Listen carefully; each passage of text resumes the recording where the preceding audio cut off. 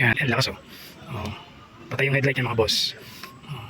Ito naman yung high, dilaw. Ang lakas. Lakas talaga.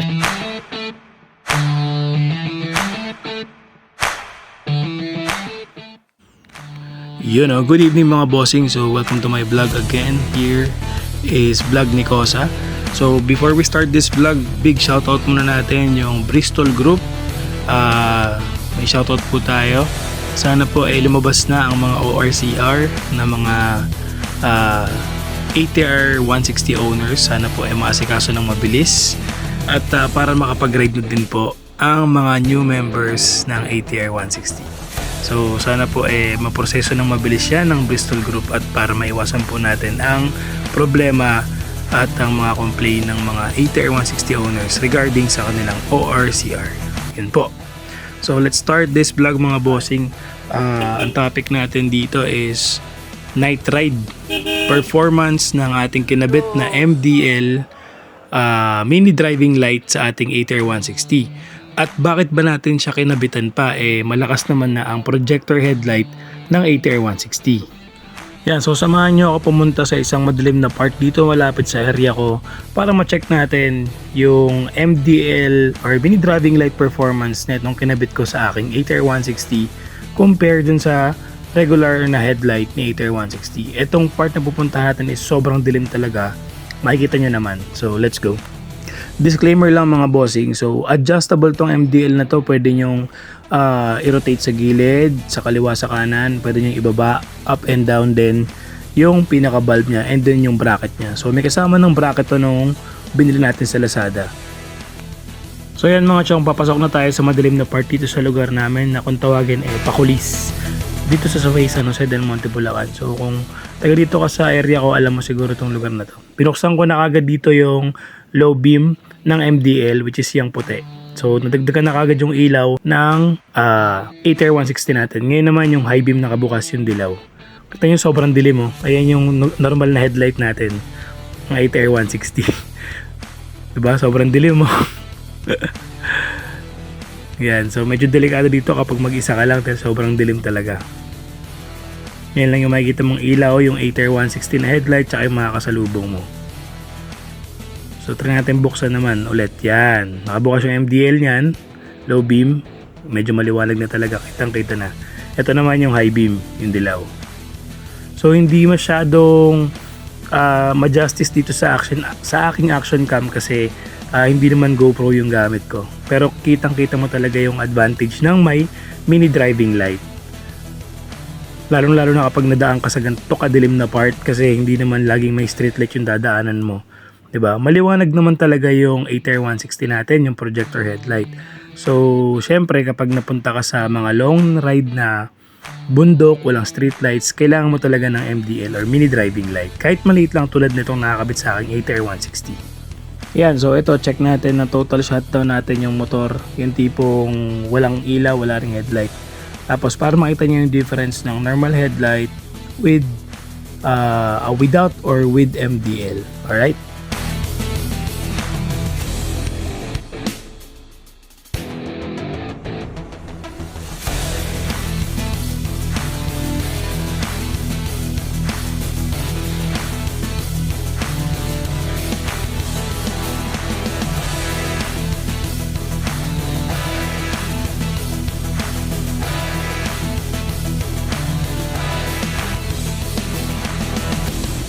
So ito boss, patayin natin yung ilaw. Total blackout.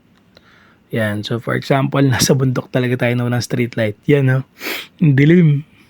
May street light pa pala yan pero sobrang dilim na talaga. Buksan natin yung normal na headlight. Yan. So yan yung normal na headlight nya. Sobrang dilim talaga sa lugar na to mga boss. Kaya naisip ko rin talaga magpakabit ng MDL para suporta, para mabuo yung ilaw ni ATR 160. Ayan o. Yan. With MDL, nakabukas na yung MDL natin mga boss. Yan, laking bagay talaga kapag may MDL. Yan naman yung high beam, yung dilaw.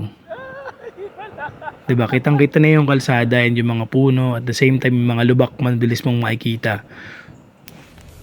Again, disclaimer lang mga boss, malakas na po talaga ang headlight ni ATR 160 na stock, di po na kailangan mag-upgrade. Pero hindi naman kasi pare-pares yung lugar na pupuntahan mo, lalo na kapag mahilig ka mag-ride or papadpad ka sa mga sobrang dilim tulad nitong lugar na to. Yan o, total blackout. Hindi talaga kakayanin ng normal na ilaw ng ATR 160 natin yung ganito kadilim or blackout na eksena ng mga ganitong lugar. Kaya kailangan mo pa rin ng suporta na MDL lights para sigurado. Ayan o, sobrang dilim. Kita nyo ba yan? Diba? So, ang advantage ng MDL light is additional light for visibility ng rider for safety. Diba? Pag may tatawid, unnecessary, mga manok, aso, pusa, palaka, hindi ka maridisgrasya or tao man. Hindi mo mababangga. Ayan. So, testing natin with MDL. O, di ba? Additional pa sa headlight, mas malakas, mas kita man na yung visibility ng lugar. Hindi na masakit sa mata, hindi ka rin hirap as rider. So, again, kailangan natin itong mga ganitong upgrades, lalo na sa mga mahilig mag long ride sa gabi or mag night ride sa gabi. Ayan. Okay naman siya kasi hindi naman siya ganun kamahal and okay naman din ang performance niya. Diba yan, no? So gamit na gamit din. So lagay ko na lang din yung link nito sa comment section tsaka sa description kung saan ko ito binili.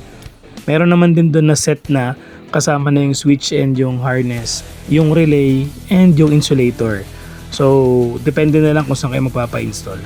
Yan, so speaking of installation, kung magpapa-install ka ng mga ganitong electrical upgrades, mas maganda sa kasa ka magpa-install para hindi mag-void ang warranty mo. So may 6 months warranty naman po or electrical warranty ang ATR 160 natin. So in my case, hindi ko na inisip yung 6 months warranty. So choice nyo yon kung gusto nyo magpa-install sa kasa para hindi mag-void yung 6 months warranty nyo sa electrical. So ako naman, may kilala akong shop na malapit sa area and kabisado ko naman din yung mga ginagawa niya. So pinagmamasdan ko din para mas umayos yung wiring. And so far so good naman at pinalagyan ko din ng mga insulator para malinis yung pagkakagawa ng wiring dito sa MDL ko. Nasunod naman lahat ng gusto ko and safe naman yung ating motor. Then again, yung in-order ko na tong MDL na to is meron na siyang kasamang bracket or balas na plug and play dun sa ating ATR 160 dahil may dalawang tornilyo doon sa may baba ng headlight. So doon ko siya kinabit sa may unang tornilyo para at least malapit. At the same time, yung design niya medyo minimal lang and hindi naman tatamaan ng kahit ano kasi hindi naman din moving parts yung pinagkabitan ko. So pwede siya at pasok na pasok sa standard. And at the same time, hindi rin siya ganun kamahal. Yung MDL itself, unit is 599 lang. Tapos kapag complete set, yung may switch, may insulator, may relay, nasa 1.2 lang ata. Kompleto na yun, papa-install mo na lang. So in my case, meron naman ako ng ibang gamit, kaya binili ko lang yung 599. Pero kung syempre ayaw mo na ma-stress, mamblema ng iba pang hagilapan ng mga parts, kunin mo na lang yung complete set. Para pupunta ka na lang sa kasa, papa-install mo na lang yon. And may insulator ng kasama yon. So at least yung mga iba-ibang kulay na mga wire, hindi masakit sa mata kasi pwede nilang ipasok doon sa insulator na kasama doon sa set nila ng MDL. So yun lang mga boss, again itong binili nating MDL is plug and play lang, wala nang kailangang bracket or whatsoever kasi may kasama na nga tong bracket doon sa mismong box ng MDL natin. So again, this is Vlog ni Kosa and thank you for subscribing and I'll keep you updated dito sa ating ATR 160 from QJ Motor and sana po malabas na ang mga ORCR ng mga tropa nating ATR 160 owners and congrats po sa mga bagong owner. Let's go!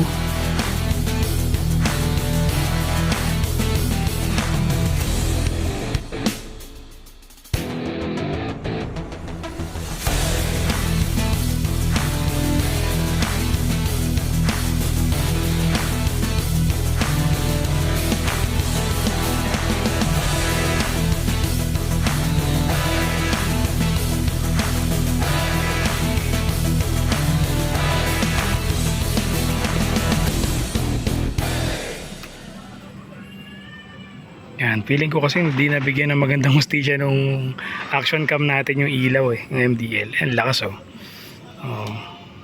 Patay yung headlight niya mga boss.